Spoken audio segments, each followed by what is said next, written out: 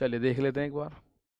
एक दुकानदार कुछ वस्तु 1 रुपए में 3 की दर से खरीदता है। तो मूल्य और वस्तु, खरीदने का केस देख लूं पहले, मूल्य और वस्तु, बाकी केस बाद में देखूंगा। ये कॉस्ट प्राइस का केस है। 1 रुपए में 3 की दर से खरीदता है और कुछ वस्तु 1 रुपए में 2 की दर से, कुछ वस्तु 1 रुपए में 2 की दर से खरीदता है। इन सभी वस्तुओं को 2 रुपए में 3 की दर से बेच दिया जाता है। ठीक है, बेच दे भैया। यदि पहले प्रकार की वस्तु और दूसरे प्रकार की वस्तुओं की संख्या 2, 3 है तो हमें इसका आंसर बताना है। तो पहले प्रकार की होना चाहिए 2 हिस्सा, लेकिन पहले प्रकार की 3 है, उल्टा हो रहा है ये तो पहले इसको बराबर करो, बराबर करो। ऊपर 3 में 2 की गुणा, 3 दूनी 6 और 2 में 3 की गुणा, हो गया बराबर। लेकिन मेरे प्यारे भाई बराबर नहीं करना है, लेकिन बराबर नहीं करना है। हमें जो रेशियो बनाना है वो 2, 3 का, तो ऊपर हमें 2 और नीचे हमें 3, यानी ये हमें गुणा करनी है बेसिकली। तो ऊपर कितना हुआ देखो जरा, 3 दूनी 6 दूनी 12 और ये बना 2 तिया 6 तिया 18। तो मेरे प्यारे भाई मैं आप लोगों से एक बात अगर पूछूं तो 12 और 18, ये जो 12 18 है इसका रेशियो कितना है? 12 और 18 का रेशियो 6 दूनी 6 तिया। 12 18 का रेशियो क्या है? 2 और 3 का रेशियो बन रहा है। 12 और 18 का रेशियो क्या बन रहा है? 2 और 3 का रेशियो बन रहा है। 12 और 18 का रेशियो क्या बन रहा है? तो मेरे दोस्त 2 और 3 का रेशियो, तो यही तो मुझे चाहिए। तो मुझे बताओ यहां गुणा कितने की करी आपने? देखो गुणा कितने की करी, यहां करिए 2 दूनी 4 की, तो यहां भी 4 की गुणा करो, तो ये हो गया मूल्य 4 रुपए। यहां गुणा आपने करिए 3 तिया 9 की, 2 तो पहले ही था, 9 की गुणा तो 9। तो मैं ये कह सकता हूं 9 और 4 13 रुपए में, 18 और 12 30 वस्तु, 13 रुपए में 30 वस्तु खरीदी। भैया 2 3 का रेशियो जैसे बना सकते हो बना लेना, जैसे बना सकते हो बना लेना। अभी मैं बताऊंगा छोटा कैसे हो सकता था थोड़ा सा और। तो मैं इसका एक तरफ सीपी एक तरफ एसपी, रुपए ऊपर मात्रा नीचे करके काम आसान कर दूं। अब रुपए ऊपर मात्रा नीचे, 13 रुपए में 30 वस्तु खरीदी और 2 रुपए में 3 वस्तु बेच दी। तो जब आप इसको देखोगे भैया 3 एकम 3, 3 से 13 रुपए में 30 वस्तु खरीदी, 30, 3 एकम 3, 3 से 10 बार तिरछी गुणा करो, 13, 10 दूनी 20, 13 की चीज 20 में बेच रहे हो। प्रॉफिट कितने का है? 7 का। तो 7 का प्रॉफिट है, तो प्रॉफिट आप देखोगे 7 का प्रॉफिट है कितने पे? 13 पे इंटू 100%। तो ये हो गया 700 बटे 13%, 700 बटे 13%, 700 बटे 13%। नहीं कट ये 13 रुपए में 30, 2 रुपए में 3 की दर से, 13 रुपए में 30 वस्तु खरीदी और 2 रुपए में 3 की दर से बेच दी। तो 13 एकम 13, 10 दूनी 20, तो 13 पंजे 65, 13 पंजे 65, बचा 5, 13 तिया 39, 13 तिया 39, बचा 11, 110, 13 अट्ठे 104, या ऐसे कर लो 13 तिया 39, बचा कितना? 11, 53 सही, 11 बटे 13% का प्रॉफिट। प्रॉफिट हुआ, ये बात तो मुझे सही है, पता चली हुई है। तो इस सवाल का आंसर आएगा option number B is the right answer. सही है सर, हम कल किए थे बी, सही है, बहुत बढ़िया भैया। पहले तो एक बार गुना कर रहे थे, इसमें 2 बार क्यों? बेटा 2 और 3 का रेशियो बनाना था, तो 2 और 3 का रेशियो कैसे बनाया? सबसे पहले जब मैंने एक बार गुणा करी, सबसे पहले जब मैंने एक बार गुणा करी तो ये 2 तिया 6 बना और ये 3 दूनी 6 बना। जब मैंने सबसे पहले एक बार गुणा करी तो आप देखो मैंने जब गुणा करी तो ये 2 तिया 6 बना, ये 3 दूनी 6, पहले कराना पड़ा मुझे बराबर, पहले मुझे बराबर करना पड़ा, ठीक है ना। अब आगे मैं बात करूं तो मुझे रेशियो चाहिए 2:3 का, तो ऊपर वाले का रेशियो 2 होना चाहिए, यानी बराबर नहीं होना चाहिए, 2 गुना करो, नीचे वाले का 3 होना चाहिए, 3 गुना करो। तो 2 और 3 की गुणा करोगे तो आपके सामने चीजें आराम से आएंगी। जैसे यहां पे गुणा करनी पड़ी मुझे 2 दूनी 4 की, तो मैं यहां भी 4 की करूंगा। यहां करनी पड़ी 3 तिया 9 की, तो मैं यहां भी 9 की करूंगा। तो 9 एकम 9, 4 एकम 4, 9 और 4 13 रुपए में 12 और 18 30 वस्तु खरीदी है फाइनली। 13 रुपए में 30 वस्तु खरीदी और उसके बाद 2 रुपए में 3 के हिसाब से सबको बेच डाला, आंसर आ गया। ठीक है, चलिएगा। अच्छा, कुछ बच्चे कहें कि कुछ और, देखो मुझे कोई इस बात से फर्क नहीं पड़ रहा कि इसमें मैं गुणा भाग कितना कर रहा हूं। मैं ये बताना चाह रहा हूं मुझे रेशियो एट द एंड कितना चाहिए? 2:3 का रेशियो चाहिए, 2:3 का। जैसे पहले उसने खरीदा 1 रुपए में 3 वस्तु, बाद में उसने खरीदी 1 रुपए में 2 वस्तु। तो ऊपर 2 होना चाहिए, नीचे 3, ऊपर 2 होना चाहिए, नीचे 3। तो अगर मैं ऊपर 2 की गुणा करूं तो ये हो जाएगा 6, और नीचे फिर 9 होना चाहिए, तो 9 नहीं बनेगा। ऊपर 3 की गुणा करूं, नहीं, ऊपर 4 की करो। जैसे आप देखो ध्यान से, ये वो है कि मुझे एक बात पता है कि ऊपर 2 3 का रेशियो बनाना जरूरी है, तो मैंने ऊपर करा 4 की गुणा, तो ये बना कितना, 12। तो ये बना 12, 6 दूनी 12, तो यहाँ 18 बना लूं।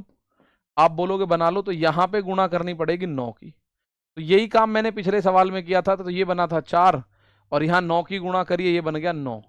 तो मैं यहाँ देख सकता हूं, मुझे एक बात पता चलेगी, 13 रुपए में, भाई 9 और 4 13 रुपए में 30 वस्तु खरीदी। ये खरीदने का आ गया, 13 रुपए में 30 वस्तु। 12 18 कहां से आया, कुछ बच्चों के दिमाग में आए होगी, सर 12 और 18 कहां से आया। देखो 12 और 18 का फाइनली रेशियो, इधर पहले वाले के पास 12 वस्तु, दूसरे वाले के पास 18 वस्तु। पहली और दूसरी प्रकार की वस्तु जो है 2 3 के रेशियो में, 6 दूनी 12, 6 3 18, 2 3 का रेशियो बन गया। जैसे इससे पिछले सवाल में दुगना था ना, ऐसे ये है। ठीक है ना, चलो, तो इस सवाल को उसके आगे तो आप ये कर ही लोगे ऐसे करके।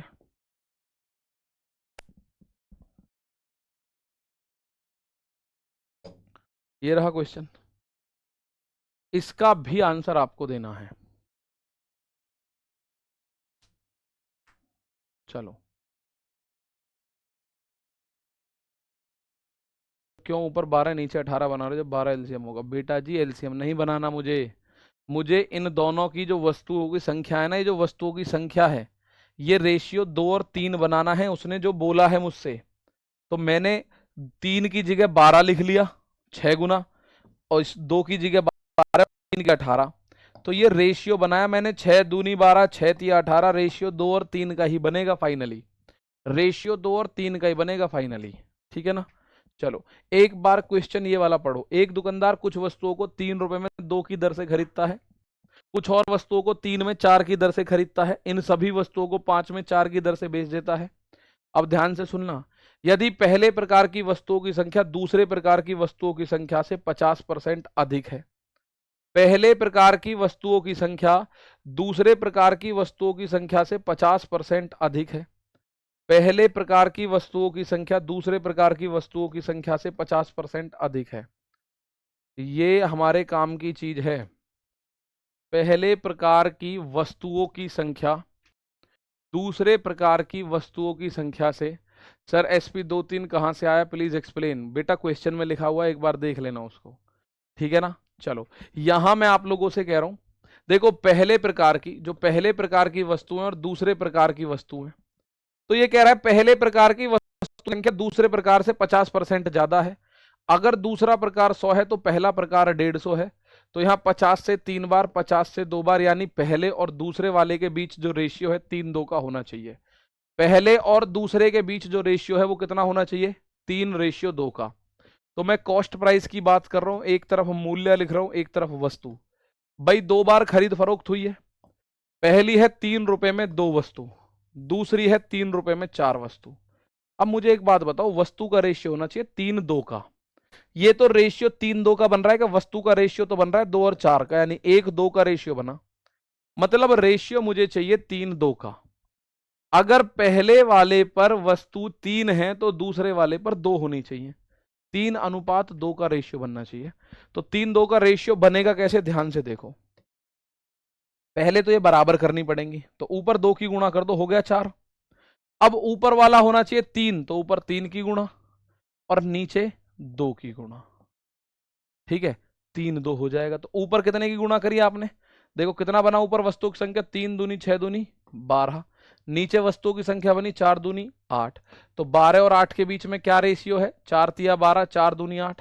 तो 150, ये 50% ज्यादा है कि नहीं है, 50% ज्यादा है कि नहीं है। बहुत बड़ी, जबकि क्लास भी किया है पूरा, कुछ नहीं समझ आ रहा है जबकि क्लास भी किया है पूरा। भैया इसमें हर बच्चे का लगभग आंसर आ रहा है, जो चीज समझ ना आ रही हो उसको एक बार बता देगा कि ये नहीं आ रहा। तो यहाँ देखो हमने गुणा करनी पड़ी 2 तिया 6 की, तो 6 की मैं यहाँ भी कर दूंगा, मूल्य हो गया 6 तिया 18। और यहाँ गुणा हमने करी है केवल 2 की, तो 2 की यहाँ भी कर दो, ये हो जाएगा 3 दूनी 6। तो देखो खरीदते टाइम 18 और 6 24 रुपए में 12 और 8 20 वस्तुएं खरीदी। 24 रुपए में 20 वस्तु खरीदी और बेची कितनी है? 15 में 4। तो एक तरफ सीपी एक तरफ एसपी लिख दो इसको आंसर। रुपए ऊपर मात्रा नीचे। 24 रुपए में 20 वस्तु खरीदी और 5 रुपए में 4 की दर से बेच दी। 5 रुपए में 4 की दर से बेच दी। तो इनको जब आप कैलकुलेट करोगे तो आप बोलोगे तिरछी गुणा कर लो। जैसे 5 1 4 एकम 4 4 पंजे 20। तिरछी गुणा करोगे 1 गुणा 24 24, 5 गुणा 5 25। 24 की चीज 25 में बेच रहे हैं, प्रॉफिट हो रहा है 1 का। परसेंटेज में निकालोगे 1 का प्रॉफिट है 24 पे इंटू 100%। 4 से काटोगे 25/6। 25/6% को 4 सही 1/6% बोला जा सकता है। 4 सही 1/6% और ये प्रॉफिट है तो प्रॉफिट बोला जाएगा भाई। 4 सही 1/6% का प्रॉफिट है तो प्रॉफिट बोला जाएगा। दोबारा इस बात को मेरी समझने की कोशिश करना। कुछ बच्चों को यह समझ नहीं आ रहा कि यहाँ पे हमने 2 गुणा 3 क्यों कर दिया जी। यहाँ हमने 2 गुणा 3 क्यों कर दिया सर, ये बताओ। मेन तो बात यह है कि 2 गुणा 3 यहाँ क्यों किया हमने। यही तो बात है जिसमें समझ में नहीं आ रही आपको। अगर थोड़ी सी है, ठीक है, बहुत बढ़िया, बहुत शानदार। तो मैं ये बात कह रहा हूं कि भाई पहली बात इस कंडीशन को सेटिस्फाई कराना पड़ेगा कि पहली प्रकार की वस्तुओं की संख्या दूसरी प्रकार की वस्तुओं की संख्या से 50% ज्यादा है। पहले प्रकार की वस्तुओं की संख्या, तो पहले प्रकार की वस्तुओं की संख्या 50% ज्यादा है दूसरे से।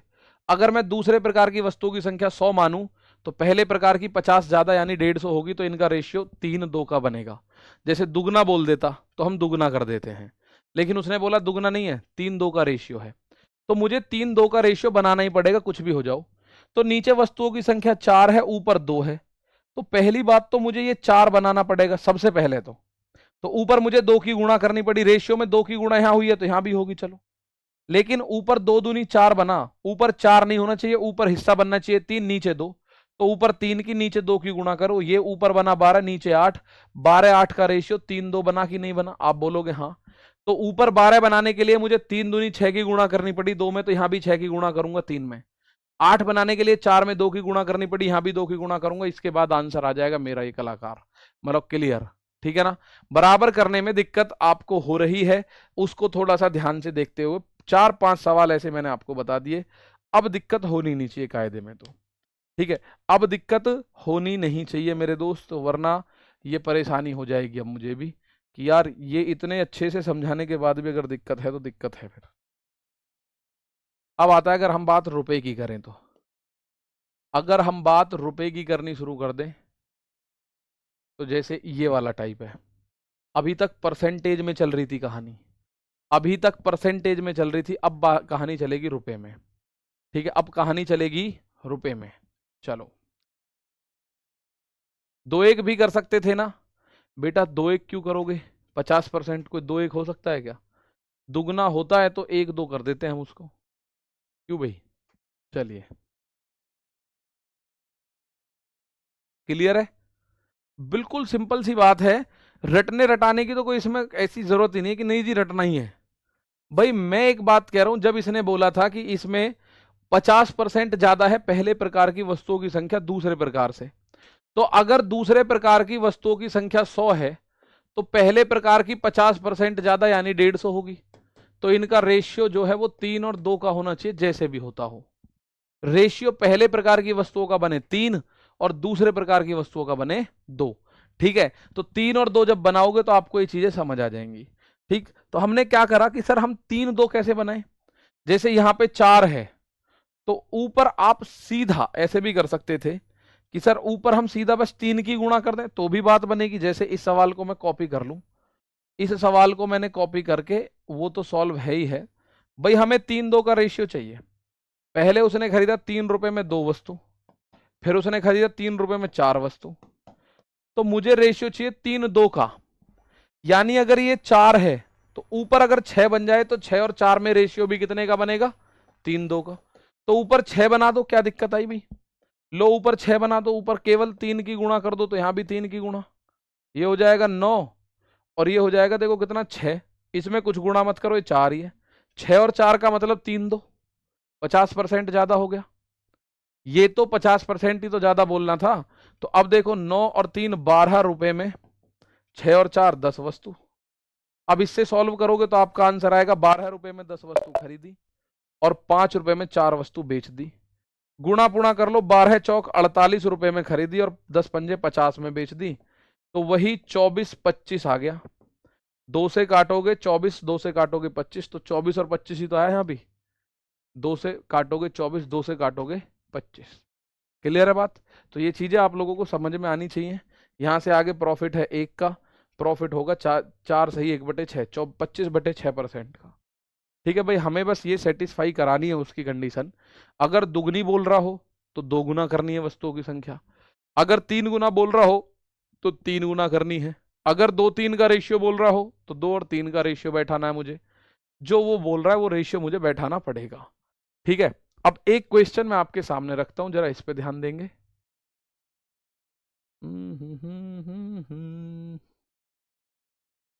जैसे ये रहा क्वेश्चन, एक खुदरा विक्रेता 7 रुपए में 10 की दर से कुछ पेंसिलें, एक खुदरा विक्रेता है 7 रुपए में 10 की दर से कुछ पेंसिलें खरीदता है और 14 रुपए में 15 की दर से उन्हें बेच देता है। यदि उसे कुल मिलाकर 35 रुपए का लाभ हुआ तो उसने कुल कितनी पेंसिल खरीदी? मतलब जितनी खरीदी उतनी सारी बेच दी, तो कितनी पेंसिलों की खरीद फरोख्त पर ये फर्क पड़ेगा? ठीक है ना विश्वनाथ सोमनाथ, एक बात देखो, एक तरफ लिख लो वस्तु, एक तरफ लिख लो मूल्य। एक तरफ लिख लो वस्तु, एक तरफ लिख लो मूल्य। किसी भी तरफ लिख लो वस्तु, किसी भी तरफ मूल्य, मुझे कोई फर्क नहीं पड़ता। आप पहले मूल्य बाद में वस्तु लिखो, या पहले मूल्य बाद में वस्तु, या पहले वस्तु बाद में मूल्य, कुछ भी लिख लो, हमें वस्तु बराबर करनी है। एक खुदरा विक्रेता है 10 की दर से 7 वस्तु, 7 रुपए की 10 खरीदी, ये कॉस्ट प्राइस है, और बेचते टाइम उसने क्या करा, 14 रुपए में 15, 14 रुपए में 15, ठीक है, उन्हें बेच दिया। तो इसका मतलब है उनका जो प्रॉफिट या उनकी जो संख्या है वो बराबर हो गई होगी।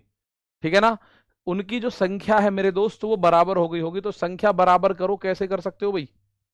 अगर मैं आपसे बोलूं संख्या बराबर कर लो, तो आप बोलोगे जैसे 10 और 15 को बराबर कैसे करा जाए, 10 को भी 30 बना लो, 15 को भी 30, बराबरी तो करनी है। तो बराबर हम कर लेते हैं, लो इसको भी 30 बना दिया, इसको भी 30, तो ऊपर 30 बनाने के लिए 3 की गुणा, 10 तिया 30, 15 में 2 की गुणा, तो 7 तिया 21, 14 दूनी 28। तो मैं एक बात आप लोगों से कह सकता हूं, ध्यान से सुनिएगा, 21 रुपए की चीज 28 में बेची, 7 रुपए का प्रॉफिट हुआ। कब? 30 वस्तुओं को बेचने पर 7 रुपए का प्रॉफिट हुआ, 30 वस्तु पर 7 रुपए का प्रॉफिट हुआ मेरे दोस्त। कब? जब हमने 30 वस्तु खरीद के 30 वस्तु बेच दी। 7 रुपए का प्रॉफिट है 30 वस्तुओं पर, लेकिन कितना प्रॉफिट चाहिए उसको? 35 रुपए का। 35 रुपए का प्रॉफिट वो मांग रहा है आप लोगों से, उसने आपसे कहा है कि मुझे 35 रुपए का लाभ चाहिए भैया। तो 7 रुपए का प्रॉफिट हुआ है 30 वस्तुओं पर, तो 7 का 5 गुना अगर मैं करूं तो ये हो जाएगा 35 रुपए।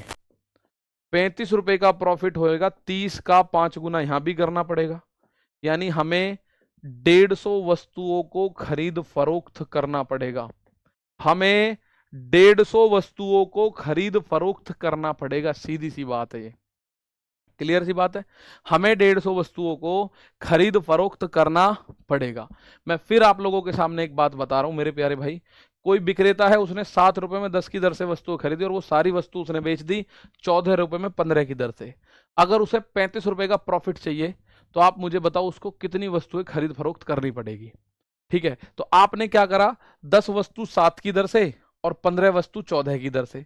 तो मैंने कहा वस्तुओं की संख्या बराबर करो, तो 10 में 3 की गुणा कर दी, 10 तिया 30 हो गया, 15 में 2 की गुणा करी, 15 दूनी 30 हो गया, तो 3 की गुणा यहां और 2 की गुणा यहां, तो 7 रुपए की जगह ये 21 रुपए बन गए और 28 रुपए ये बन गए 14 की जगह।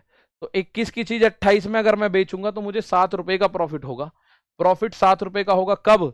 जब मैंने 30 वस्तु खरीद के 30 वस्तु बेची। 7 रुपए का प्रॉफिट 30 वस्तुओं पर, तो 35 रुपए का प्रॉफिट 150 वस्तुओं पर। 7 पंजे 35, तो 30 पंजे 150।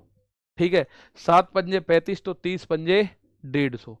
जी समझ में आ गया, बहुत शानदार, बहुत बढ़िया मेरे भाई। तो इसको अगर मैं बात करूं,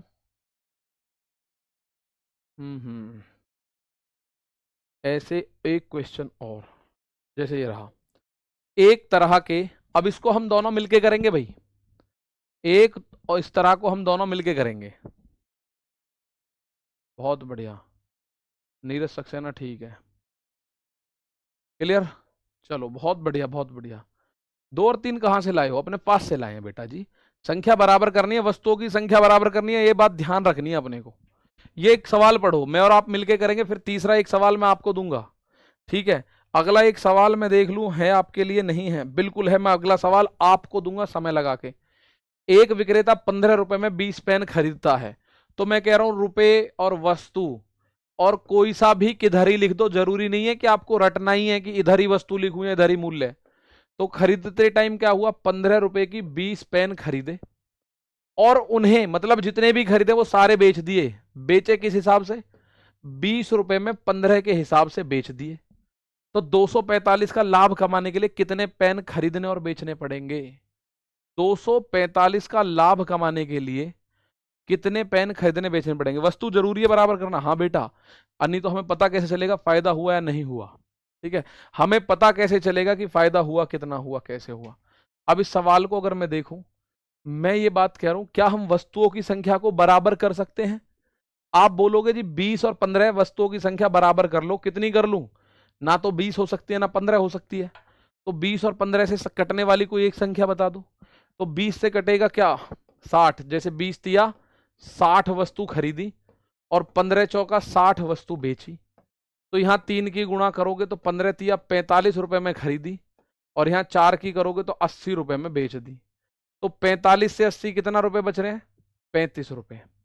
तो मैं ये कह सकता हूं 35 रुपए का प्रॉफिट हुआ। 35 रुपए का प्रॉफिट हुआ कितनी वस्तुओं पे? 60 वस्तुओं पर। 35 रुपए का प्रॉफिट हुआ 60 वस्तु पर, लेकिन उसको प्रॉफिट चाहिए 245 का, ठीक है ना। यस सर, 60 बराबर हो गया।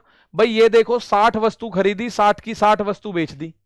अब यहां 20 का 3 गुना करा है 60 के लिए, तो 15 का 3 गुना 45 रुपए में खरीदी थी वो। 15 का 4 गुना 60 के लिए, तो 20 का 4 गुना 80 रुपए में बेच दी। अगर आप 45 रुपए में खरीद के 80 रुपए में बेच रहे हो, तो आपको प्रॉफिट हो रहा है 35 का। 35 का प्रॉफिट हो रहा है 60 वस्तुओं पे। तो मुझे बताओ 245 है, 35 के पहाड़े में क्या 245 आता है कहीं? 245 का प्रॉफिट क्या 35 के पहाड़े में 245 आता है क्या? तो मैं अगर बात करूं 35 के पहाड़े में 245, 3 सत्ते 21, तो 30 सत्ते 210 और 5 सत्ते 35, भैया 7 गुना है, देख लो। 35 का 7 गुना 245 है, 30 सत्ते 210 और 5 सत्ते 35, 7 गुना। तो अगर इधर 7 गुना हो रहा है ना, तो दूसरी ओर भी 7 ही गुना होगा। 60 वस्तु नहीं, 6 सत्ते 42, 420 वस्तु खरीद के बेचनी पड़ेंगी। 420 वस्तु मेरे प्यारे भाई खरीद के बेचनी पड़ेंगी। क्या करना पड़ेगा? 420 वस्तु खरीद के बेचनी पड़ेंगी। थम्स अप कर दो एक बार। फिर एक क्वेश्चन आप लोगों के लिए वेट कर रहा है, उसके बाद आगे बढ़ेंगे, ठीक है।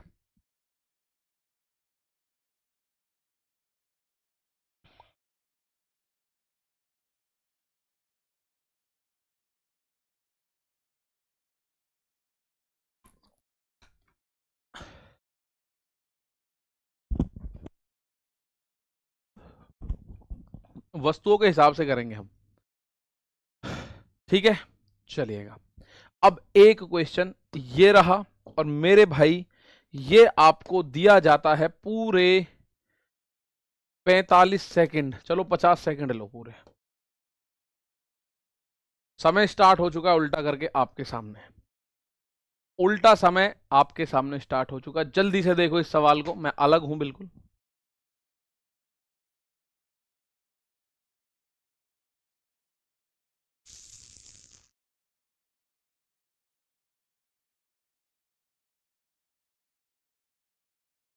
बताओ।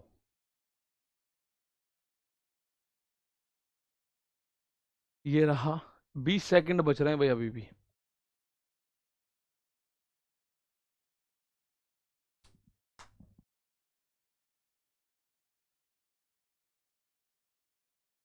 दिलशाद 5 रुपए में 3 की दर से अंडे खरीदता है।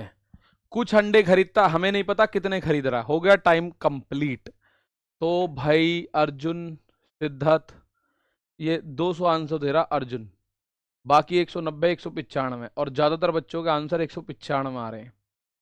ज्यादातर बच्चे जो आंसर दे रहे वो दे रहे 195। 195 आपका आंसर आ रहा है। जरा देखूं मैं भी क्या आंसर है। 5 रुपए में 3, तो ऊपर रुपए नीचे इधर वस्तु हमने कर लिया। 5 रुपए में 3 वस्तु खरीदी गई है, ये कॉस्ट प्राइस है। और बेचे जाने की बात अगर मैं करूं तो बेचे जाने की बात क्या है, बेचे जाने की 12 रुपए में 5 वस्तु बेची गई हैं। तो मुझे एक बात छोटी सी पता चली कि मैं वस्तुओं की संख्या बराबर करके जब ही तो बेच खरीद सकता हूं कुछ। भाई ऐसे कैसे मैं बता दूं, माना मैं 60 साइकिल लेकर आया खरीद के, और मैंने उनमें से भी 42 ही बेची, 18 बच रहे, तो मैं कैसे बता दूं कि मुझे कितना प्रॉफिट हुआ टोटल। अभी 18 बची रही है ना, जब तक पूरी 60 खरीद के लाऊं और 60 ना बिक जाए तो प्रॉफिट नहीं पता चलता। तो मैंने इस सवाल को ऐसे करके कर दिया कि भाई यहां पे 3 में 5 की और 5 में 3 की गुणा कर दो, तो वस्तुओं की संख्या हो गई 15 वस्तु खरीदी और 15 वस्तु बेच दी। तो यहां पे जब 5 की गुणा करोगे और यहां पे 3 की गुणा करोगे तो आपको पता चलेगा कि गुरु 25 रुपए की वस्तु हमने 36 में बेच दी। 25 की वस्तु 36 में बेच दी, प्रॉफिट कितना हुआ, 11 रुपए का। 11 रुपए का प्रॉफिट हुआ 15 वस्तुओं की खरीद फरोख्त पर। 11 रुपए का प्रॉफिट हुआ 15 वस्तुओं की खरीद फरोख्त पर। 11 रुपए का प्रॉफिट हुआ है 15 वस्तुओं की खरीद फरोख्त पर। हमें 11 रुपए का थोड़ी चाहिए, हमें चाहिए 143 रुपए का प्रॉफिट। तो 11 के पहाड़े में 143 आता है क्या, भाग करो 11 का, 11 एकम 11, 3 11 तिया 33, 13 गुना। तो भैया वस्तु भी 13 गुना चाहिए। 13 पंजे 65 का 5 हासिल 6, 13 एकम 13 6 19, तो 195 वस्तु चाहिए। कितनी चाहिएंगी, 195। कितनी वस्तु चाहिएंगी, 195। 195 वस्तु जब आप खरीद कर उनको बेचोगे तब जाके 143 रुपए फायदा होगा आपको। ठीक है, चलो जब जाके वो क्या होगा, वो आपको फायदा होगा मेरे प्यारे भाई। क्लियर है बात। ऐसे कहानी को आप आराम से तोड़ फोड़ सकते हैं भाई, आराम से। ये एक बार आप आराम से समझ लेंगे, कर देंगे, तो आपको चीजें बहुत अच्छे से समझ आ जाएंगी। ओके, चलिए।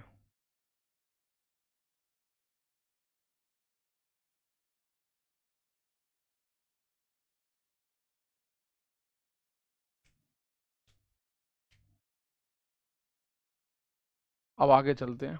अब एक दो टाइप बचे हुए हैं, वो आप खुद से, मतलब टाइप नहीं, क्वेश्चन है, वो आप खुद से कर लेंगे। जैसे ये है, अगर खुद से करने की गुंजाइश है तो कर लो, नहीं तो भैया मैं आपको पूरे 50 सेकंड फिर दे रहा हूं, एक बार अपना जितना दिमाग लगा सकते हो लगा लो।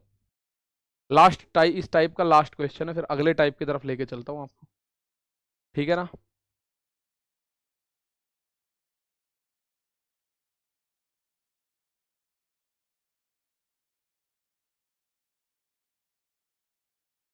मैथ बोर्ड वीडियो अपलोड नहीं हुई, किसी क्लास की अपलोड नहीं हुई, करवा दीजिए। इनका स्क्रीनशॉट लेके भेज दो, किस क्लास की नहीं हुई है, वो जल्दी से जल्दी करवा देंगे। सर मुझे एनटीपीसी ग्रेजुएशन लेवल की तैयारी करनी है, तो बैच बता दीजिए। रेल फाउंडेशन ले सकते हैं आप। क्वेश्चन का आंसर 50 सेकंड आपको मिला है, क्या इसका आंसर आप दे सकते हैं मेरे प्यारे भाई। इसका आंसर अब कितना भी ये तोड़ मरोड़ के रख दे, हमें कोई इतनी दिक्कत नहीं है। लो जी, हो चुका है समय पूरा। अब मैं इस सवाल को आपके सामने रखता हूं, आंसर बताना। ठीक है, ये मैं कह रहा हूं, एक फल विक्रेता 40 रुपए में 12 की दर से कुछ वस्तु खरीदी। मैं मूल्य और वस्तु की बात कर रहा हूं। उसने क्या करा, 40 रुपए में 12 की दर से कुछ वस्तुएं खरीदी। 40 रुपए में 12 की दर से वस्तुएं खरीदी, रुपए के नीचे रुपए, वस्तु के नीचे। और दूसरे प्रकार के आम, अच्छा आम दुगनी संख्या में 50 रुपए में 30 की दर से, भैया 50 रुपए में 30 की दर से खरीदे। ये दोनों खरीदने का केस है, तो पहले खरीदने को सेटल कर लूं, पहले खरीदने को सेटल कर लूं मेरे भाई। अब आप लोग इस बात को मुझसे ये नहीं कह सकते गुरुजी दूसरी वाली की संख्या दुगनी है। दूसरे प्रकार के आमों की जो संख्या है, दूसरे प्रकार के आमों की जो संख्या है वो क्या है, वो दुगनी है। तो दुगनी करनी पड़ेगी कि नहीं करनी पड़ेगी, आप बोलोगे जी करनी पड़ेगी। यानी अगर ये 12 है तो ये 24 होना चाहिए कायदे में, लेकिन ये तो 24 नहीं हो रहा, ये तो 30 हो रहा है। तो मुझे बराबर कर करू के जैसे भी है दुगना करना पड़ेगा दूसरे प्रकार के आमों की संख्या। जैसे देखो, अगर मैं इसको 5 गुना कर दूं तो ये हो जाएंगे 12 पंजे 60 आम। तो अगर ये 60 है तो नीचे 120 होना चाहिए। पता है क्यों?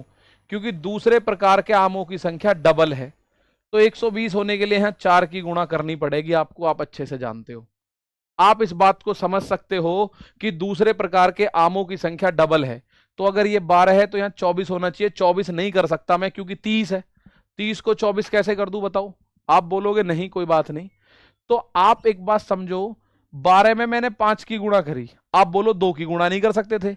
12 दूनी 24 होता तो 30 को 48 भी नहीं बना सकता मैं। 12 तिया 36 तो 30 को मैं 72 भी नहीं बना सकता क्योंकि डबल करना है मुझे। तो 12 चौक 48, 30 को मैं 96 भी नहीं बना सकता, 48 का डबल। मैंने करा 12 पंजे 60, तो 60 का डबल 120, 30 का 4 गुना होता है, मेरा काम बन गया। तो जैसे जैसे मैंने यहां गुणा करी, जैसे यहां 5 की तो यहां 5 की करो, ये हो गया 200। यहां 4 की तो यहां 4 की करो, 50 चौक ये भी 200। तो मैं एक बात कह सकता हूं कि मैंने 400 रुपए में कुल मिला के 180 वस्तु खरीदी। 400 रुपए में 180 वस्तु खरीदी है मैंने, ये बात मुझे पता चली। अब मैं इस बात को कह रहा हूं, दोनों को मिलाकर मैंने 3 रुपए प्रति आम की दर से बेच दिए। 3 रुपए एक आम के, तो 180 आम अगर हैं, 180 आम अगर हैं, एक आम अगर 3 रुपए का है, तो मेरे भाई 180 आम 18 तिया 54, 540 रुपए के बेचे होंगे। तो ये एसपी हो गया। अब मुझे एक बात समझाओ पहले, 180 540 कैसे आया? मैं एक बात बता रहा हूं आपको, यहां लिखा हुआ है साफ साफ, कभी आप बाद में कहें। दोनों को मिलाकर उसने 3 रुपए प्रति आम की दर से बेच दिया। दोनों को मिलाया, दोनों को मिलाया तो दोनों मिलके कितने हो गए? 180 आम। और हर एक आम 3 रुपए का बेचा, तो 180 आम में हर एक आम आप 3-3 रुपए का बेचो, तो 18 तिया 54, 540 का बेचोगे। अब एक बात बताओ, वो कह रहा है 700 रुपए का लाभ कमाना हो तो उसने दोनों प्रकार के कुल कितने आम खरीदे? हमें पता है दोनों प्रकार के 180 खरीदे। अब यहां से आगे देखो कितने का प्रॉफिट हुआ? 140 का प्रॉफिट, 140 का प्रॉफिट हुआ 180 आमों पर। 180 आम खरीद के बेचे हैं तो 140 का प्रॉफिट, वो कह रहा है 700 का। 14 पंजे 70 होता है तो 140 पंजे 700, तो 700 रुपए का जो प्रॉफिट होगा 18 पंजे 90 यानी 900 आम के खरीद फरोख्त पर होगा। कितने आम के खरीद फरोख्त पर होगा? 900 आम के खरीद फरोख्त पर होगा मेरे भाई। कितने आम खरीदने पड़ेंगे भाई? सुनो, 400 से 540, 400 से 540, तो कितना फायदा हुआ? 140 का प्रॉफिट हुआ, 140 का। कितने आम खरीद बेच करने पर? 180 आम खरीद के 180 आम बेच दिए, तो फायदा हुआ है 140 का। तो हमें 140 नहीं, हमें दिखाना है 700 रुपए। तो 140 का 5 गुना, 14 पंजे 70 तो 18 पंजे 90, यानी 700 रुपए का प्रॉफिट चाहिए तो 900 आम खरीदने बेचने पड़ेंगे। 900 आम खरीदने बेचने पड़ेंगे। तो ये एक जैसे सारे सवाल थे, आराम से आप इन सवालों के आंसर को कर सकते हैं। Questions based on profit and loss on selling price, विक्रय मूल्य के लाभ और हानि पर आधारित प्रश्न। विक्रय मूल्य के लाभ, विक्रय मूल्य पर लाभ और हानि पर आधारित प्रश्न। विक्रय मूल्य पर लाभ और हानि पर आधारित प्रश्न। Questions based on profit on और लॉस ऑन सेलिंग प्राइस। ठीक है, चलो मेरे भाई। अब जैसे देखो, मैंने ईमानदारी की बात कह रहा हूं, कुछ बच्चे 2-3 बच्चे जी 540 कैसे आया? अगर कोई बच्चा ये मानता है कि ये मैंने नहीं बताया तो एक बार वो जरूर बताना, बेटा जी ये 540 कैसे आया, जरा मुझे आप लोग बताना। एक बार कमेंट करो जरा, मैं इन बच्चों को बता दूं। मैंने ये बात आप लोगों को चीख चीख कर 3 बार बताई थी। 540 कैसे कैसे आया, 540 कैसे कैसे आएगा? ठीक है, 540 बिल्कुल एक लाइन में चल रहे हैं, इस टाइप में कोई नई चीज नहीं हुई थी। 540 कैसे कैसे आया? अगर इस बात को मैं गारंटी दे रहा हूं, आप ध्यान से देख रहे होते तो 540 का ना पूछते कम से कम। ठीक है, हालांकि आपको नहीं समझ में आया मैं मानता हूं, लेकिन 540 कैसे आया ये तो आपको पता होना चाहिए था। कैसे आया? बहुत शानदार, 180 का 3 गुना करने पर, 3 का गुणा। ठीक है ना, प्रति आम 3 रुपए। लॉकस, बिल्कुल। बेटा जिनको ये पूछना है कि ये 540 कैसे आया, वो एक बात मेरी ध्यान से सुनिएगा। उन लोगों को मैं बता रहा हूं, दोनों को मिलाकर, ध्यान से सुनो, दोनों को मिलाकर 3 रुपए प्रति आम की दर से बेचा। 3 रुपए प्रति आम का मतलब समझते हो? हर आम 3 रुपए का बेचा, हर आम 3 रुपए का बेचा। तो अगर यहां मैं बात करूं 180 आम है, तो एक आम अगर 3 रुपए का बेचा तो 540 रुपए में बेच दिए। 18 तिया 54, पता चली 540 कहां से आया? क्लियर? ठीक, ठीक है भाई। तो अब ये टाइप आता है जिसमें हम लोग सेलिंग प्राइस पर लाभ या हानि पर आधारित प्रश्न करेंगे।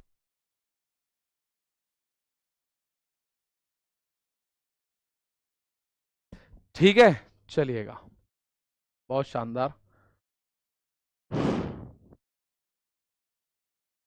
अब यहां देखो, विक्रय मूल्य पर एक बात आप लोग जानते हैं, जैसे मानना मेरी बात को, मैं दुकानदार हूं, मैं कोई वस्तु 100 रुपए में खरीद कर ले आया, मैं कोई वस्तु खरीद कर लाया 100 रुपए की। मेरी बात सुनना, मैं दुकानदार हूं, मैं कोई वस्तु 100 रुपए की खरीद कर ले आया। माना दुकान पे मैंने अपना बच्चा बैठा दिया, मैंने अपना बच्चा बैठा दिया और वो वस्तु बेची गई 125 रुपए की। अब मेरा बच्चा ये कह रहा है 125 की बेची पापा, 25 रुपए का फायदा हुआ 125 में मुझे, मतलब 125 पे 25 रुपए का मेरा फायदा हो गया। मैं कह रहा हूं ना बेटा, 100 रुपए पे 25 रुपए का फायदा हुआ है। मेरी बात ध्यान से सुनना, थोड़ा सा कमेंट मत करो। अब जो चीज समझ में आई वो ठीक है, जो नहीं आई वो और ज्यादा ठीक। ठीक है, समझ में एक एक चीज आएगी, आप ईमानदारी से देखोगे जब, और नहीं आएगी तो मैं बैठा हूं लास्ट तक भी। ठीक है, मेरी बात सुनिएगा, मैं ध्यान से क्या कहता हूं। मेरी बात को इस बात से समझे कि मैं दुकान पे, माना मेरी कोई दुकान है, ठीक है, माना मेरी कोई दुकान है, दुकान पे मैं बैठा हूं, तो मैं कोई वस्तु 100 रुपए की खरीद के लाया। मैंने अपने बच्चे को बोला कि तुझे ये मेरे प्यारे बच्चे, तुझे ये वस्तु 125 में बेचनी, इससे कम में मत बेचना। ठीक है ना, मुझे तुझे ये वस्तु 125 से कम में नहीं बेचनी है, लास्ट 125 में बेच देना बस। मैं जब दुकान पे वापस आया ना, तो यहां पे 125 रुपए की उसने बेच रखी थी। मैंने उससे पूछा कितने रुपए का प्रॉफिट हुआ? उसने कहा प्रॉफिट, प्रॉफिट हुआ गुरुजी, आपने मुझे पापा बताया था लाभ बटे मूल्य, तो लाभ हुआ मुझे 25 का, बटे मूल्य मैंने 125 की बेची इंटू 100%, तो 25 से 5 बार, 5 से 20% का लाभ हुआ। लाभ कितने का हुआ उसने मुझे बताया? 20% का लाभ हुआ। उसने मुझे बताया कि पापा 20% का लाभ हुआ। तो क्या मुझे आप देख के बताओ, क्या 20% का लाभ हुआ है इस सवाल में? अगर 100 रुपए की चीज को 125 में बेचा जा रहा है, तो क्या इसका 20% का लाभ हुआ है क्या? बताओ फटाफट, क्या 20% का लाभ हुआ है क्या? जल्दी से बताओ इस बात को आप।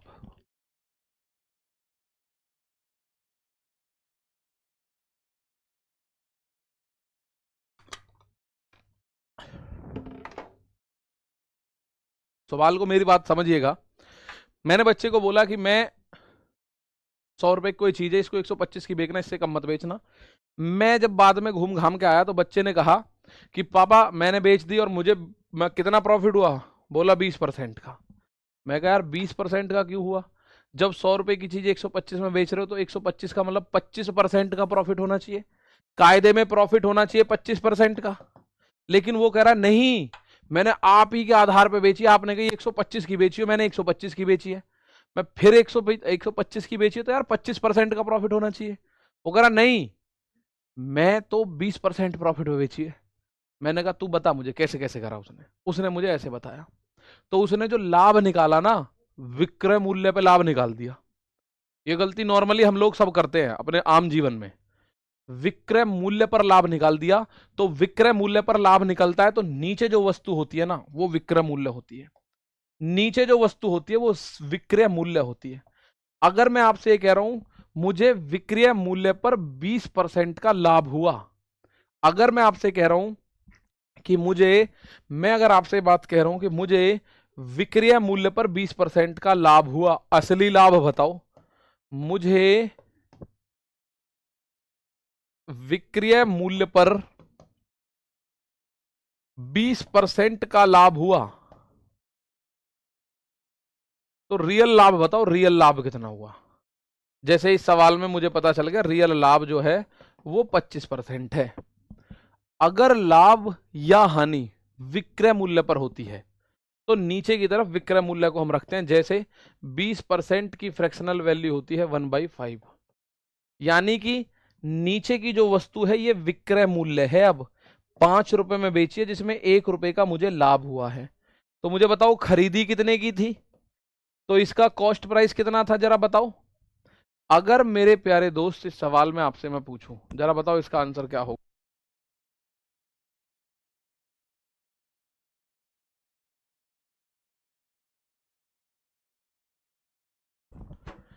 भाई मुझे विक्रय मूल्य पर 20% का लाभ हुआ, ये बात मैंने आपसे कही। तो मैं कह रहा हूं नीचे जो वस्तु होगी ना, अगर कभी भी आपको लाभ होता है या हानि होती है विक्रय मूल्य पर, कभी भी विक्रय मूल्य पर लाभ या हानि होती है, तो इसका मतलब है अपॉन में विक्रय मूल्य होगा। यानी 5 रुपए की चीज, हाँ अब देखो सारे बच्चे 4 आंसर दे रहे हैं, सारे बच्चे 4 आंसर दे रहे हैं, तो बिल्कुल सही बात है। 5 रुपए में बेचने पर 1 रुपए का फायदा कब होगा, जब आपने वो 1 रुपए कम यानी कि 4 रुपए में खरीदी होगी। 4 की चीज को 5 में बेचने पर फायदा होगा। ठीक है, खरीदी 5 की 6 की बेची ना बेटा, 5 की बेची 4 की खरीदी। कुछ बच्चे 6 आंसर दे रहे हैं, तो उनको मैं बताऊं 6 रुपए में खरीद के अगर 5 में बेचेगा ना तो फायदा तो होगा ही नहीं। तो सही लाभ जो होता है, सही लाभ का परसेंटेज निकालना है तो होता है लाभ और बटे सीपी। ओरिजिनल लाभ निकालना है तो नीचे सीपी आना चाहिए इंटू 100%। तो लाभ कितना है 1 का, ये रहा लाभ। सीपी 4 इंटू 100%, तो आपको पता चला ये आंसर असली 25% बनेगा। यही तो था यहां, असली कितना बनेगा 25%। असली कितना बनेगा 25%। क्लियर। तो इसी पे आधारित ये सवाल होते हैं। जैसे एक सवाल मैं बता रहा हूं, फिर हम दोनों मिलके करेंगे, और तीसरा तुम करोगे। भाई तुम अकेले तुम करोगे उस सवाल को तीसरे को। ठीक है मेरे शेर। एक सवाल बता रहा हूं मैं पूर्ण रूप से, एक हम दोनों, और तीसरा यू अलोन। क्लियर। सवाल पढ़ो। एक वस्तु को बेचने पर एक व्यक्ति को विक्रय मूल्य पर 25% का लाभ होता है। 25% की फ्रैक्शनल वैल्यू होती है 25/100, यानी 1/4। और क्योंकि ये लाभ विक्रय मूल्य पर है तो नीचे है विक्रय मूल्य, और ऊपर सवाल में ही डिपेंड करता है। अगर हानि हुई होती तो ऊपर हानि होती, और लाभ हो रहा है तो ऊपर लाभ है। अगर हानि हुई होती तो ऊपर हानि, और लाभ होता है तो ऊपर लाभ। ठीक है, तो मेरे प्यारे भाई यहां देखो, तो इसका कॉस्ट प्राइस कितना होगा, लाभ हो रहा है ना, तो कॉस्ट प्राइस एक कम कर दो यानी 3 रुपए। आप 3 रुपए की वस्तु खरीद के लाए, तब 4 में बेची और आपको एक प्रॉफिट हो गया। विक्रय मूल्य पर आपको 25% का लाभ है, लेकिन ओरिजिनल लाभ जो है, ओरिजिनल लाभ वो होता है लाभ बटे क्रिया मूल्य। लाभ 1 है, बटे क्रिया मूल्य 3 है, इंटू 100%। तो 100/3 ये आपको रट जाना चाहिए। 33 सही 1/3 होता है।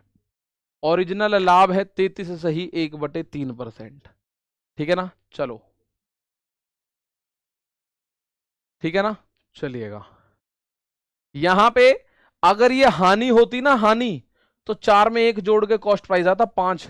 5 की चीज को 4 में बेचोगे तभी तो कॉस्ट प्राइस माइनस में, मतलब हानि होती है। जब महंगी खरीद के सस्ती बेचोगे हानि तभी तो होगी। 5 की खरीद के 4 में बेच दी तो हानि हो जाएगी, और 4 की खरीद के 5 में बेच दी तो फायदा हो जाएगा, प्रॉफिट हो जाएगा।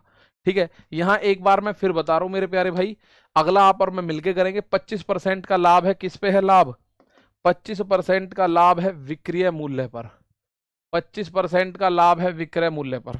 तो मैं आप लोगों से एक बात कह सकता हूं, 25% मतलब 1/4। 4 रुपए में बेची है और उस 4 में 1 रुपए का फायदा है। 4 रुपए की बेची है और उस 4 में 1 रुपया बेनिफिट का है, तो उस बेनिफिट को हटा दो तो 3 रुपए में खरीदी थी असलियत में। तो कॉस्ट प्राइस 3 है। ठीक है। और एक बच्चा कह रहा है 1/4 कैसे आया, मैं बता देता हूं, बाकी मैं ये भी समझ रहा हूं कि तुम्हें कुछ समझ आएगा नहीं। वैसे अगर तुम्हें यही नहीं पता कि 1/4 कैसे आया, परसेंटेज को अगर फ्रैक्शन बनाना है तो परसेंटेज हटा के बटे में 100 रखना होता है। तो 25 को 25 एकम 25, 25 चौका 100, भैया ऐसे 1/4 आ गया। ठीक है ना, चलो क्लियर, आंसर आई बात हम आपको समझ। तो ये क्वेश्चन अब इसको आप और मैं मिलके करने वाले हैं। उसके बाद अगला क्वेश्चन आप अकेले करने वाले हैं। जरा इस क्वेश्चन पे देखो, निर्भय सिंह।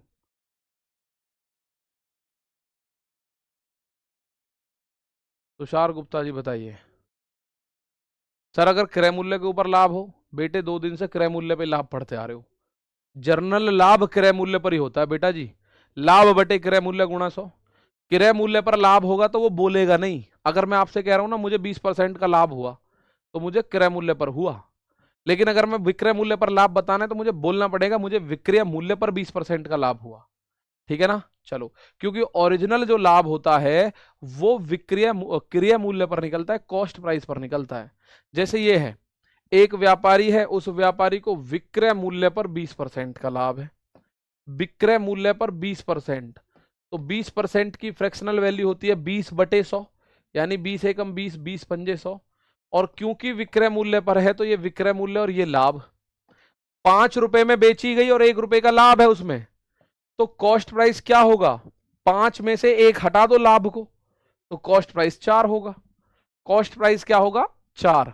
तो असली लाभ का परसेंटेज कॉस्ट प्राइस पर निकालते हैं। तो लाभ लाभ कितना है, 1 रुपए बटे कॉस्ट प्राइस 4 इंटू 100%, और 100 का भाग 4 में करोगे तो ये आंसर आएगा 25%। 100 का भाग 4 में करोगे तो आंसर कितना आएगा, 25%। तो ये क्वेश्चन आप लोगों ने कर दिया। अगला क्वेश्चन आपको ही करना है। तो विक्रय मूल्य पर अगर लाभ है तो उम्मीद है आप लोगों को समझ में आ जाएगी कैसे आंसर करना है। एक क्वेश्चन ये आपके सामने आ चुका है, जरा देखो इस पे क्या आंसर दे सकते हो। एक क्वेश्चन आपके सामने आ चुका है, जरा इस पे नजर मार दो भैया। यदि किसी व्यक्ति को विक्रय मूल्य पर 20% की हानि होती है, बहुत शानदार मजेदार क्वेश्चन तुम्हारे खाते में चला गया। विक्रय मूल्य की हानि होती है तो उसकी हानि का परसेंटेज बताओ। तो हानि का परसेंटेज होता है हानि बटे कॉस्ट प्राइस इंटू 100%। ठीक है ना, चलो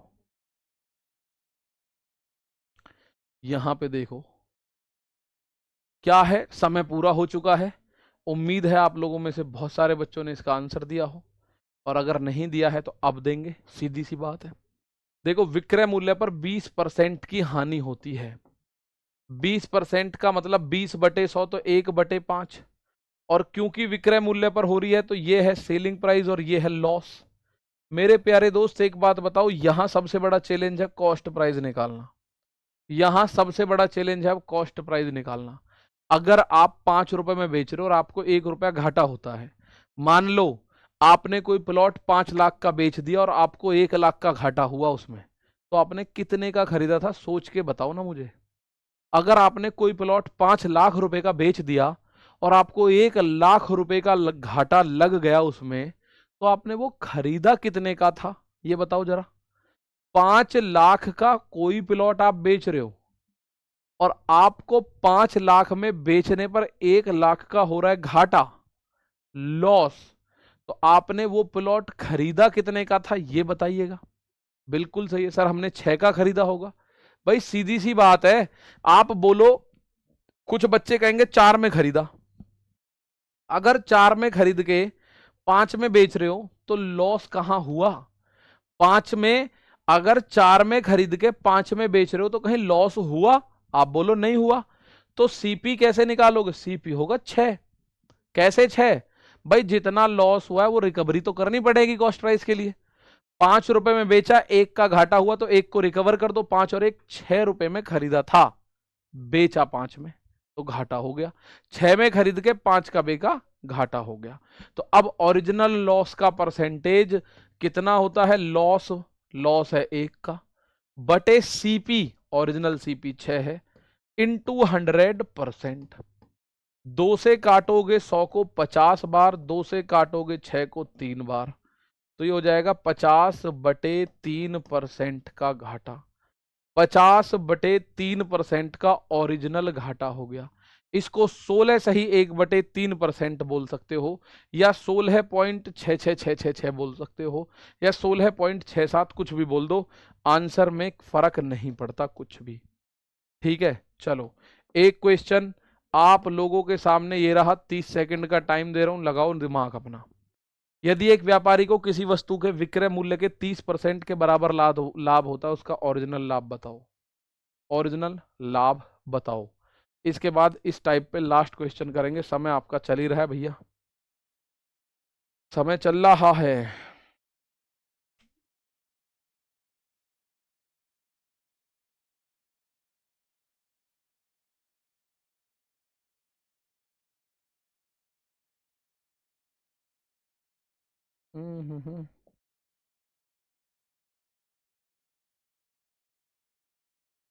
time is complete now.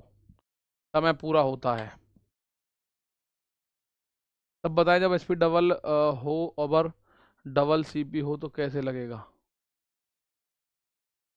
SP double हो, पता नहीं भाई मुझे तो, क्या पूछ रहे हो। देखो 30% का लाभ है विक्रय मूल्य पर, 30% की फ्रैक्शनल वैल्यू परसेंटेज हटाओगे अपॉन में 100, 30% की फ्रैक्शनल वैल्यू बनेगी 3/10, यानी ये हो गया विक्रय मूल्य और ये हो गया लाभ। तो मेरे प्यारे दोस्त 10 रुपए में बेचने पर आपको 3 रुपए का लाभ हो रहा है। 10 में बेचने पर 3 रुपए का हो रहा है लाभ, तो कॉस्ट प्राइस कितना है। 10 में बेचने पर 3 का लाभ है, तो लाभ अगर हटा भी दूं तो मुझे कॉस्ट प्राइस निकल के आ जाएगा। कॉस्ट प्राइस है 7। देखो अगर लाभ हो रहा होता है तो लाभ को घटा के कॉस्ट प्राइस निकालते हैं, और हानि हो रही होती है तो सेलिंग प्राइस में से हानि जोड़ते हैं, सेलिंग प्राइस में हानि जोड़ते हैं तब कॉस्ट प्राइस निकालते हैं। तो लाभ का परसेंटेज आप लोग जानते हैं, लाभ बटे क्रिया मूल्य। लाभ कितना है 3 का, बटे क्रिया मूल्य 7 इंटू 100%, तो आप कह सकते हो 300/7%। 7 चौक 28 बचा 2, 7 दूनी 14 बचा 6, 42 सही 6/7% ओरिजिनल प्रॉफिट है। 42 सही 6/7% का प्रॉफिट क्या है, ओरिजिनल है। ऑप्शन नंबर ए 42 सही 6/7% का जो प्रॉफिट है मेरे भाई वो ओरिजिनल प्रॉफिट है। That's it. ठीक है, एक और क्वेश्चन देखिएगा। लो 20 सेकंड, और मैं ये कह रहा हूं 20 सेकंड जस्ट डबल टाइम दे रहा हूं आपको। 20 सेकंड का मतलब है टाइम जस्ट डबल है, ऐसा नहीं है कि कम है।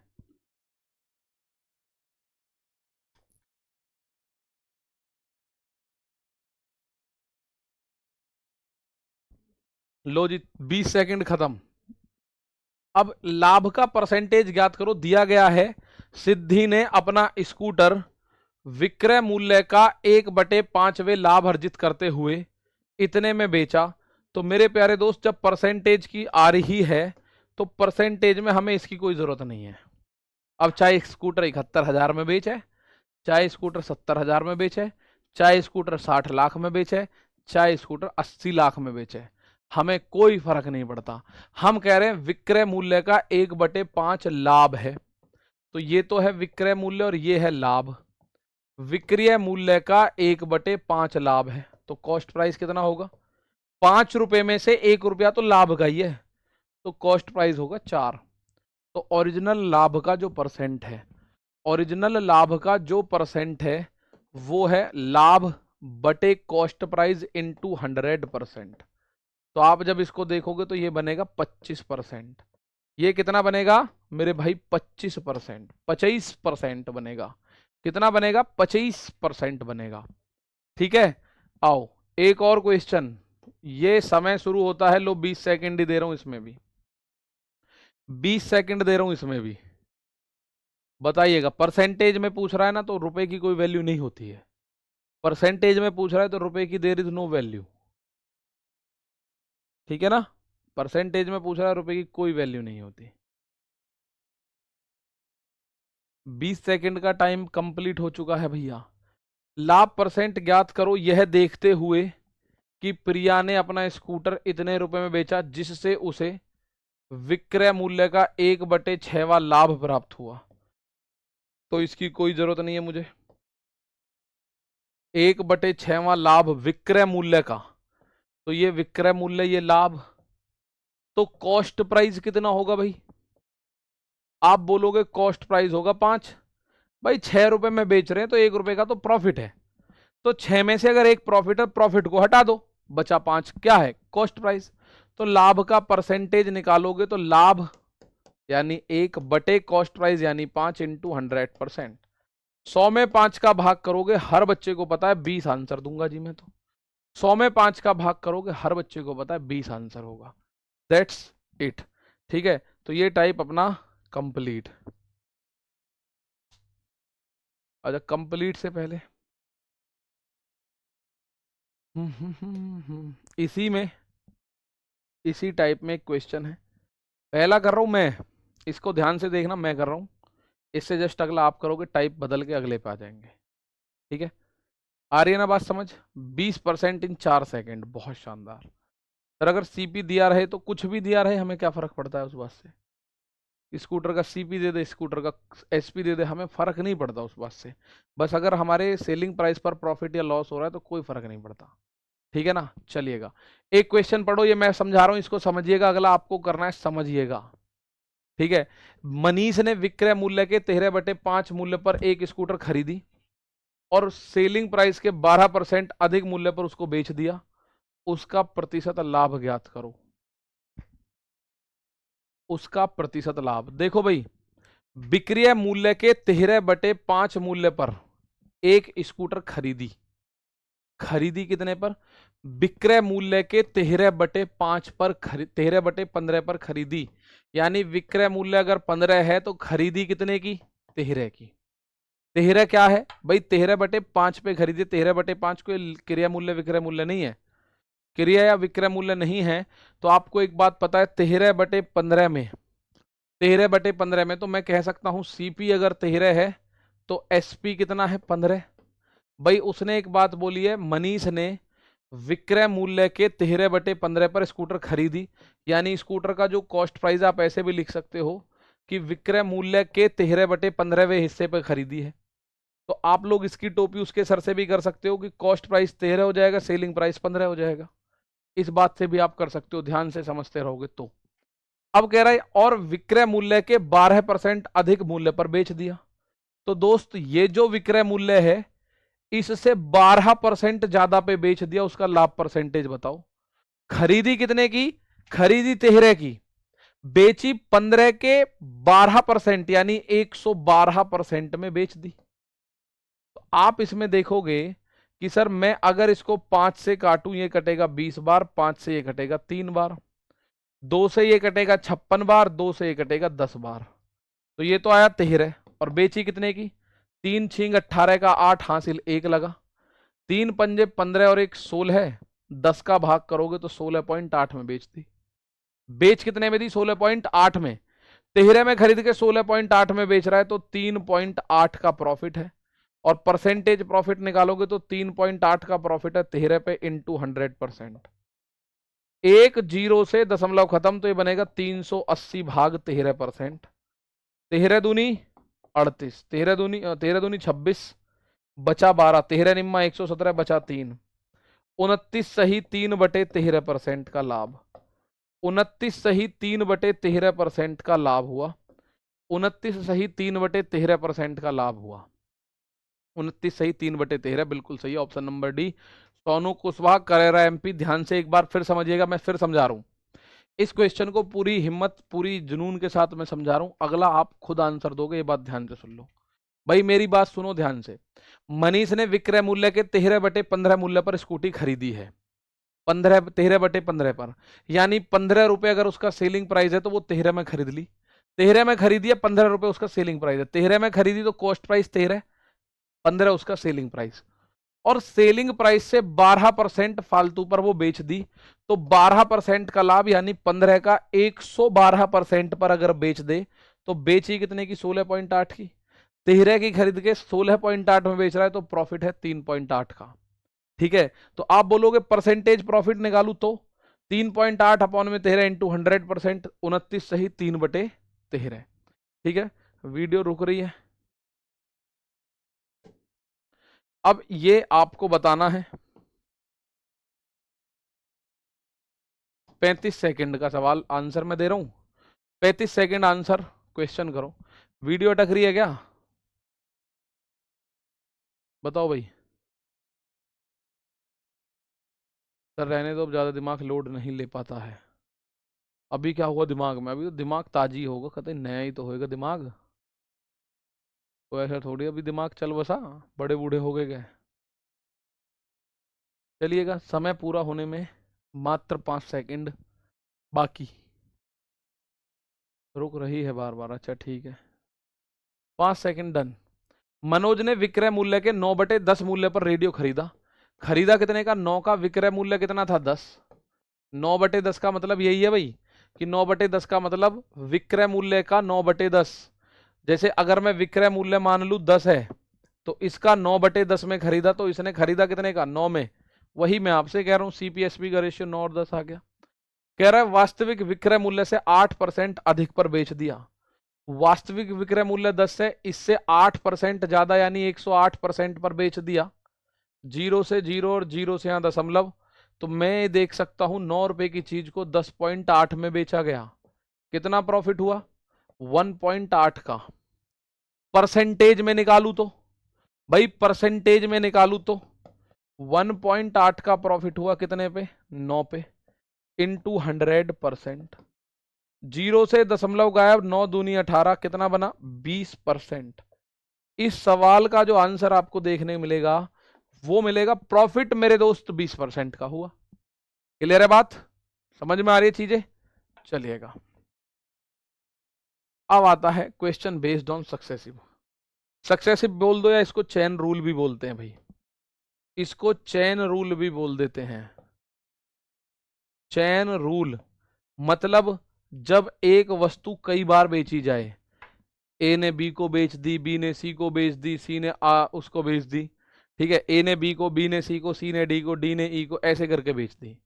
ठीक है, तो भाई उसको हम लोग बोलते हैं सक्सेसिव बेचने पर या चेन रूल पर आधारित क्वेश्चंस। ठीक है, तो मैं आप लोगों से एक बात पूछना चाहता हूं, बताना चाहता हूं। देखो, ए ने कोई वस्तु बी को बेच दी 10% के प्रॉफिट पर। ए ने कोई वस्तु बी को 10% प्रॉफिट पर बेची, तो ए ने बेच दी बी को 10% प्रॉफिट का, मतलब 100 की चीज 110 में बेच दी। ठीक है, गुरुजी रहने दो, अरे कोई बात नहीं, कर लो, थोड़ा सा कर लो, कोई बात नहीं है, और कल। चलो ठीक है, तो पर चलो इसका थोड़ा सा पर कल ही करेंगे फिर। तो इसमें इस तरह के क्वेश्चंस होंगे यहां पे, हालांकि ये तो केड़ा पड़ जाएगा तुमको। इस तरह के क्वेश्चन एक बार होमवर्क में देखो, ज्यादातर बच्चों का यही कमेंट, अब रहने दो। ठीक है, अभी लगभग 2 दिन में इसको खत्म करेंगे। ठीक है ना, 2 दिन में करके इसको हम लगभग टॉपिक को खत्म कर देंगे कल और परसों में। ठीक है, तो आज के लिए इतना ही है, बाकी मुलाकात करेंगे कल। तब तक के लिए नमस्कार, थैंक यू, जय हिंद, जय भारत।